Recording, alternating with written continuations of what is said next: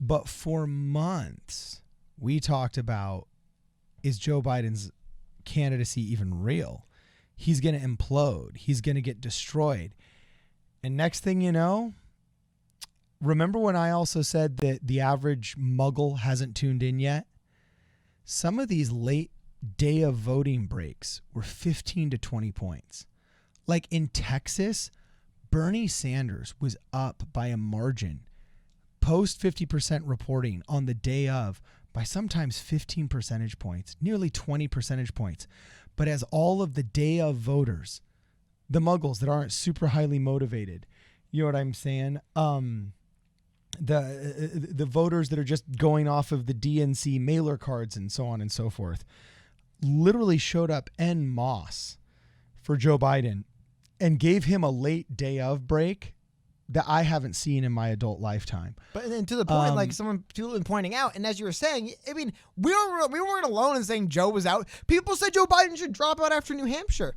I mean, in states he never showed up and didn't run ads in and didn't really try to win, and he won by massive margins. That's crazy. Yeah, so we were, I mean, I don't want to say we're eating crow, but this just really goes to show how oftentimes even people that follow this every day can be just as wrong in 2020 as they were in 2016, because we had suspected that Joe Biden was kind of like a failing B-21 bomber that had gotten winged over Normandy. Whoever had Joe Mentum on their card, like, I want you to pick my next lottery numbers. Like, whoever was betting on Joe Mentum, man, they imagine if you bought into the Joe stock on like the predicted markets back like after the New Hampshire vote when he was dead in the water. Because now, I mean, you have that other Bernie meme that's really funny. Not pulled up right now. I'd have to grab it. Bummer. But Okay. the larger point, though, is just this. There was so many reasons to assume Joe Biden wouldn't do well in states. He won by 30 points. So it really was hard to predict. I mean, we didn't see it coming. The bigger thing I didn't realize, and I'll show you guys this. Please, any viewers we have from the South, let me know. But is Joe Biden an honorary Southerner or not? Seriously, that's like he dominated. Like or is Bernie just that hated in the South? Maybe it's the inverse. Maybe Bernie's losing the South, but that is so far the state of the race today. Because as you can see on the far left hand side here, you can see California. Bernie Sanders is currently leading 33 to 24. Sorry, it's a little bit cropped out, but you can still see it there. But you look at because look at this. I'm sending you an image right now in Discord. Back when the Dixiecrats ran the South, it was called the Solid South. Here is a picture from a newspaper. I can't read the date on it. It looks like it says 1966. I can't see, but it literally, look at that. The Solid South. So compare those two maps if you can really fast. Here is the map. You got to stop giving me these pictures for ants. Oh, they're tiny pictures. Yeah. So that's the Solid South from a newspaper clipping 50 plus years ago, right? And then now, holy smoke, you look at what Joe Biden just took yesterday, and every single one of those states that could vote. Yeah, just you have to vote, states are left. I mean, the only reason why any of these other states aren't Joe Biden's color is because they simply weren't part of Super Tuesday. But what do you think? You think the guy was like some smooth talking gentleman from Savannah? Well, you think, you think he's from Alabama, Arkansas, Tennessee, North Carolina. He's from Scranton, Pennsylvania. Yeah, and he represented Delaware. Seriously, I mean, look at that. But again, it could be, remember, it's who he's running against. And also, it's the Yankee just totally burned through the South, man. But it's worth noting a couple things. One, if you look at the demographic breakdowns, it's also, you could say, for the most part, Joe Biden does better in states that are heavily African American. I don't know if that's love for Joe. I don't know, or if it's just not liking Bernie. Because again, there's always, or it could be nostalgia over the Obama years. Or like I said, liking Joe. Like they like Joe because he was part of Obama's campaign. Because also, I don't know what the actual number is, but definitely in recent history for a while there, having a VP for a full 8 years was definitely, I think, something too that was, because coming off of the Bush years, Bush didn't have the same VP for 8 years, right? Oh gosh, no, he didn't, right? I think I don't know, maybe Dick Cheney. No, I think Dick Cheney was both. Could be wrong. Either way, no, I'm pretty sure Dick Cheney was both times. Yeah. I was wrong. Either way, it was just Joe Biden had a profile, so that could have been it, but. I do think the bigger thing here is the indictment on Bernie Sanders. I really do. Indictment's a strong word, but the larger thing is this. I brought this up in a previous video. I think 2 debates ago, there was a moment at the end of the debate when they asked all the candidates, would you support giving the nominee to whoever has the most votes at the convention, or Yes. would you want let the process play out? And they like Chuck Todd like looks at Bernie and laughs and goes, "Oh, we'll get your answer last, Bernie. We know what you're going to say." But down the line, every one of them said we support letting the process play out. And like I said, to me, what that was really them was that was them telling Bernie. Bernie has been raving forever. I'm going to motivate a new base. I'm going to bring new voters out. We can lose Democrats. They don't matter. I'm going to bring in more Democrats. I'm going to get young people voting. And then we had the primary happen, and it's like, it didn't happen. Super Tuesday, at least. But it didn't happen, like, anywhere. He didn't even win California that big.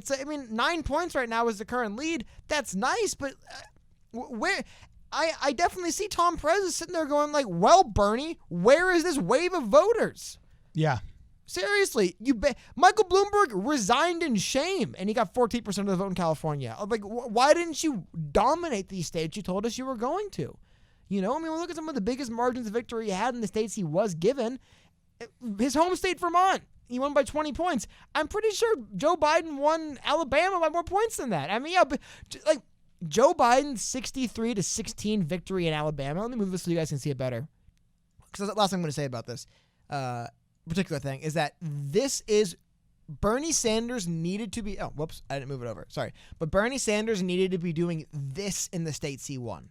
He needed to be crushing them. Yeah. 50, 30 something 40-point victories. You'll notice that's almost, a front runner primary. 200,000 plus votes. You have to win states like that because of the way the delegate share go, and he didn't have any. Even in states he's going to be really strong in, like Colorado, 10 points is nice. He was eking out Utah was the victories. closest one, but Utah is a smaller thing. Because that brings me to one more thing I want to show.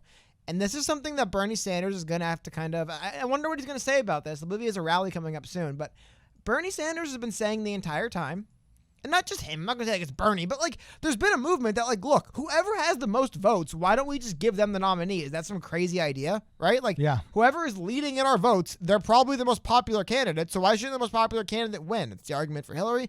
If you guys are arguing I wanna against show the you- Electoral College. But I want to show you the national popular vote today for the Democratic primary. Do you know what it is? Oh, Biden ahead by at least 100,000. Biden plus 914,000. Now, Yeah. percentage-wise, it's, there's a lot of people that have voted. But my point is, okay, Bernie, so are we going to go with the guy who got the most votes? Is that the guy who goes? Is it Joe Biden? He's almost 1 million more votes than you. Yeah. And you won California. It's got 1 billion votes. You didn't win it big enough, though. He won California by 300,000 votes. That's nice. Joe Biden won, like, Alabama by 200,000 votes. I mean, he never had it there. And I think it's really interesting to see how stark it was. I mean, it really was, as the results came in, just, oh, yeah, where is the Bernie win? Where is the Bernie win? Where is the Bernie win? He's going to win California. He's going to win Utah. He needed to win it bigger. People thought he could win Texas.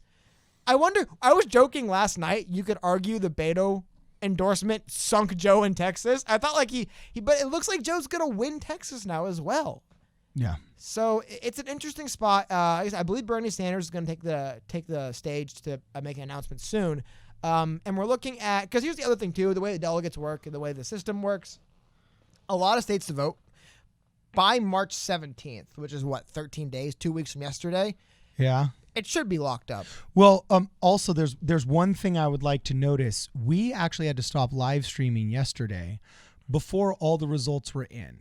We had already called Utah and Colorado. Texas was still in play, but we had a feeling that it could go either way. I think it still might go either way. I mean, I get it's a big victory for Joe, but the results out of Texas have been really screwy. Yeah, but we have 99% reporting there with such a thick margin that there's no way that 1% could change it. But what is interesting is that Maine is still only 80% reporting and California is only 87% because Texas and California still had the lines out the door, and we were showing the text messages from friends we had here who had to wait 2.5 hours to vote with just the line hemorrhaging people. And what's interesting is I actually looked into Maine this morning, and Maine in 2018 changed their rules because they were concerned about election fraud. They were a former caucus state, right? I don't remember exactly why it was. I just remember they were concerned about election fraud, and they'd gone to paper ballots. But there was also a requirement that those paper ballots had to be hand counted, hand tallied, and then physically the results had to be taken to each county seat, where the county seat's results had to physically be taken to the Capitol. So there's like 3-hour drives that some of these volunteers got to but make. that's the funny thing. You know too. what I'm Like, saying? You To can the- see looking at the map, while Maine obviously Yeah. is not the most populous state in the country, I think there's less than 1 million people in Maine. for the Northeast, it's geographically large. Yeah, it's a lot of exactly. space in Maine for it not being that densely populated. So look, if you're in Maine in March, it's still freezing. There's snow on the ground. Okay. The population of Maine is 1.3 million. Okay, so I mean, one of our suburbs has more than the population of the entire state, all right? And the hilarious part is, could you imagine having to go from like the tip next to New Brunswick down through all these county roads and highways before you got to the main freeway, where you had to drive all the way down to virtually halfway to New Hampshire in order to actually just drop off ballots instead of being able to take a screenshot, you know what I'm saying, or a picture and just say, oh, hey, he got 1,562 votes. I mean, it's pretty wild. Now, there's a lot of security in that because then you do just have the paper ballots. But in a place like Maine, ooh, that seems a little bit brutal. You know what I'm saying? That's not just a really quick midnight drive into town. You know what I'm saying? So anyway, anything else you took away from Super Tuesday? My mind was blown over Joe Biden. Just that they're actively working behind the scenes. They're scrambling behind the scenes to raise the delegate threshold so Tulsi Gabbard can't be on the debate stage. That's happening because Tulsi Gabbard did get one vote. Hey, look, it wasn't all bad from Michael Bloomberg. He did win American Samoa, so congratulations to Mike for that. And Elizabeth Warren probably will be dropped out by the time you're watching this video. You think so? But the damage will have been done, so it won't matter. Oh yeah, I do. I mean, I know. Here's the thing. Logically, she should. Will she? I actually don't know. I wouldn't be surprised. We'd made that argument last night. I wouldn't be surprised if next Tuesday we're saying, wow, Warren's got to drop out now, right? And then it's like she loses again. Like, this has got to be the end. Oh, no, she's hanging in there. So, we'll see what happens. I don't know. So anyway, let us know what you guys think. Super Tuesday was pretty exhilarating. I actually had a lot of fun looking at some of those results coming in. There were definitely some pleasant surprises that we saw there. Actually, I don't know if I'd say pleasant, just surprises in general. But if we missed some analysis, please let us know in the comments below. During the live stream yesterday, we had tons of new people join the channel with a hat giveaway we had. So shout out to everybody that joined the channel yesterday. If you haven't had a chance yet to join, or you weren't able to participate in the live stream yesterday, make sure you smash that join button. It's only like $5 a month or something like that. And it's a way to keep us corporate sponsor free and keep giving you these videos. Also make sure you follow us on PSP Radio 1 on Twitter. Cody is always, One last thing before we wrap up. Yeah. Joe Biden literally just won Maine, so good for Joe. Oh, okay. Wow. Right there in real time. You saw it here first on Problem Solver Politics. This is Problem Solver Politics. We'll see you guys in the next video. Wu-Tang!